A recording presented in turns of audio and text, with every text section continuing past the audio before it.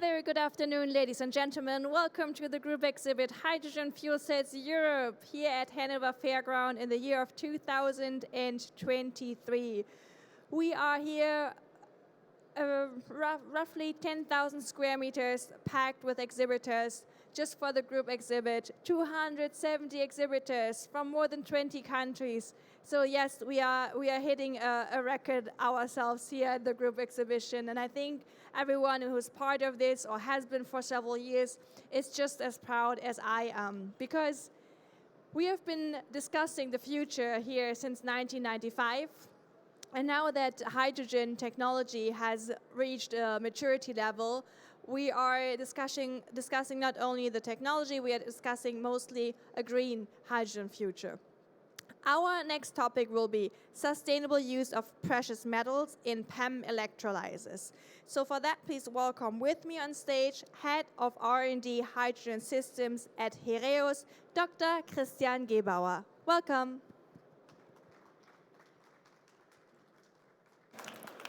Thanks a lot. Thanks a lot for the invitation, possibility to show you our view on the ramp up for electrolyzer, for PEM electrolysis especially. So I'm already said heading our R&D activities, but I also will show you a bit more about the precious metal, how we manage it, what we do with the precious metals, and then in the end also have a look what's the innovation where we're dealing with, what's the material innovation, what's going on with recycling. Since I'm showing some numbers which were not originated by us, I have to show first this slide, but we can go further to the next one directly.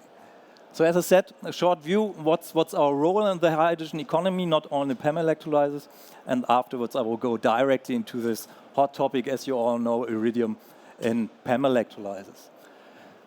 Heraeus is a very old company. You can see a number of 1660, that's the pharmacy where everything started with our company. How the company is today is from 1851. I'm only telling you this, we are an old company, but we are a very innovative company. We have a broad portfolio, different things playing in the field can be adapted to the hydrogen economy and were adapted to the hydrogen economy. And we are part of the Heraeus precious metals you see on the right corner. And you see in the name, that's really our core business, our pillar, precious metals.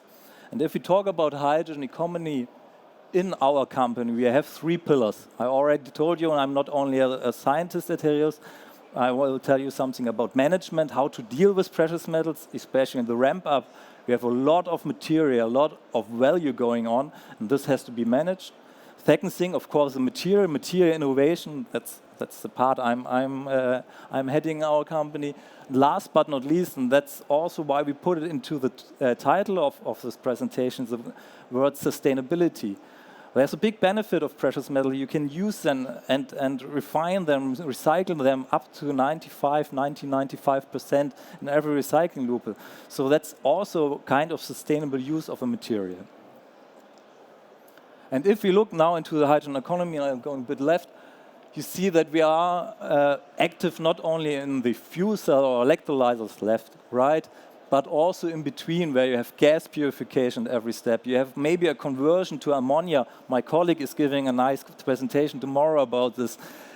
And of course also reforming catalysts where you get out hydrogen from natural gas. So there are many things where precious metals are already involved in the hydrogen economy. But as I said, I will have a deeper look on precious metals in PEM electrolyzers. And don't be afraid, the next slide is showing not a repetition of what we all know, but it lays the ground what we are talking about. We are not talking about few electrolyzers. We're not talking about some companies are interested in this topic. No, we're talking about a ramp up at this moment, a ramp up which needs immediate measures in principle. And you see that the EU is not only giving ambitious goals, but also giving a frame where we can work on, where we can make a business out of hydrogen. And this lays also a ground where we come into play and can help all our customers with the different topics. As I said, for example, management of precious metals. Maybe let me just go to the most recent one, which is the Critical Raw Material Act. Although the direct referring to iridium or precious metal is a bit bit few in this whole paper. There's a real dedicated chapter to recycling, for example, for critical raw materials. So really a main topic for sustainable use of those materials. And let me go into some numbers. You see here that we are talking mainly about PEM electrolyzers. Let me start with this one. PEM electrolyzers, there are other technologies, and they will all have their place in the hydrogen economy in the future. However, we see many benefits in the PEM electrolyzer, and we don't want that this nice technology, I would say, comes to a limitation due to the raw materials. So if you look at the numbers and we transfer it into a need of iridium until 2030, we could come up with more than 31 tons, and you see the numbers we are taking as a basis for the loading are already rather low and optimistic for the future. However, the iridium market, and that's something worthwhile to mention, is already settled. So we have many applications at the moment which are in principle leading to a situation where supply and demand are almost on the same level. So we don't have so much additional iridium left over for PEM electrolyzers. So we have to put some efforts in the other technologies, but we also have to put efforts in the PEM electrolyzer and all the things which are connected to it. So if we take some math saying that around 1.5 ton of iridium can be used free up for PEM electrolyzers every year, we end up at 12 tons until 2030. And you see that's still a big gap we have to close. And this gap can only be closed via material innovation and recycling. Here we talk about recycling during the production time and recycling after the ramp up of end-of-life electrolyzers. And there are some papers already dealing with these numbers, but I wanted to emphasize again what's possible with 1.5 ton per year. If we continue like we do today, we will not come towards 6-7 gigawatt per year, which is not enough if we have seen the numbers before. The midterm or short-term goal, 0.3 to 0.15 tons per gigawatt. That's something which is already feasible. Then we will reach at least the 10 tons. But if we really want to enable a real ramp up towards the 70 or 80 gigawatts until 2030, we have to go to a real material innovation in all components to reach a midterm goal of 0.15 to 0.03 tons per gigawatt. That should be the goal where we're heading to. And I will show you that with our material innovation, I think we paved already a nice way towards it. And you see on the right-hand side a kind of journey of the materials. We're talking most of the time today of iridium black, a full metal iridium material, which is a perfect material for the PEM electrolyzer, but of course, as you can imagine, a lot of material is not used directly in the application, so the efficiency per metal is rather low. If we go to iridium dioxide, especially iridium dioxide, which we develop in our house with a very special morphology, we can go already down in loading and increase mass activities close to iridium black, but we can go down in the loading in the end, in the electrode, and go also down in use of iridium. But that's not enough. The next step must be new innovative materials, like, for example, our supported material, we call it next-gen catalyst, where you see where we work at rather high mass activities at rather low loadings. And we are already developing the next generation of materials, which will be a multi-metal material, where we can really go down and enable those numbers I showed you before. So we have already something in hand to go into the right direction from a material side. So now we have to be prepared for the time being when all the electrolyzers are coming back, but already being prepared at this moment when production scrap is coming back to get back iridium as much as possible, to close also the loop from this side. And this is going hand in hand, of course, with the material. So if we talk about sustainable use, which is stable.